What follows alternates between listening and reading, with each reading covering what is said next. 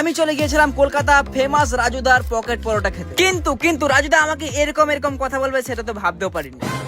ভোর 4টের সময় ঘুম থেকে উঠে রেডি হয়ে জোর করে একটা বন্ধুকে ঘুম থেকে উঠিয়ে বললাম চল আমাকে বাস স্টপে নামিয়ে দিয়ে আস। হ্যাঁ, তো বাস স্টপে গিয়ে বাস আসতে বন্ধুকে টাটা করে দিয়ে বাসে উঠে পড়লাম। আর বাসে করে সোজা পৌঁছে গেলাম দুর্গাপুর এয়ারপোর্ট। আমি যাবো দুর্গাপুর থেকে ডাইরেক্ট হাওড়া, কিন্তু দুঃখের বিষয় আমি কোনো সিট পাইনি। আমি এরকম করে বসে পৌঁছে গেলাম হাওড়া জংশন। তোমরা তো জানো হাওড়াতে সবসময় লক্ষ লক্ষ মানুষের ভিড়। তো কোনো রকমে কষ্টে মষ্টে আমি এরকম ভিড় পার করে কলকাতার ফেমাস বাস ধরে পৌঁছে গেলাম শিয়ালদা। এখানে অলরেডি আমার দুটো বন্ধু ওয়েট করছিল, তো সময় নষ্ট না করে সোজা চলে গেলাম আমাদের ফেমাস রাজুদার কাছে।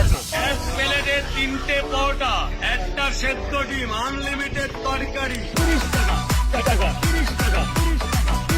আমি অনেকদিনের স্বপ্ন যে তোমার সঙ্গে দেখা করবো, আজকে আমার সেই স্বপ্ন পূরণ হলো। তো বাঁকুড়ার মানুষদের কিছু বলবে? অনেক ধন্যবাদ। বাঁকুড়ার প্রত্যেকটা মানুষকে অনেক শুভেচ্ছা বার্তা থাকলো। আর আমি জানি যে বাঁকুড়াকে লাল মাটির দেশ বলা হয়। হ্যাঁ, ঠিক। পরোটার দোকানের এটাই তো বড় কিছু যে 1 মিলিয়ন।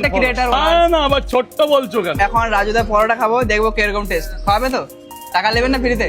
তুমি ইচ্ছা যে বাঁকুড়া থেকে কলকাতা এসে তুমি যে দুটো পরোটা খাবে, এই তো আমার কাছে অনেক। তো রাজুদার সঙ্গে বেশ কিছুক্ষণ সুখ দুঃখের গল্প করার পর আমাকে দিয়ে দিল দুটো পরোটা। এখন আমি এই রাজুদার পরোটা খেয়ে তোমাদেরকে বলবো কিরকম টেস্ট। কিন্তু ও মাই গড, এইদিকে আমার কাছে ফ্যান ফলোয়ার চলে এসেছে। চলো বলি রাজুদার পরোটা খেয়ে কেমন লাগলো। 10-এর মধ্যে আমি রাজুদাকে 11 দিলাম। ওকে, রাজুদাকে নিয়ে অনেক মানুষ মজা করে, বাট আসলে ইনি একটা ভালো মনের মানুষ। আই লাভ ইউ রাজুদা। আবার অন্যদিন দেখা হচ্ছে তোমার সাথে।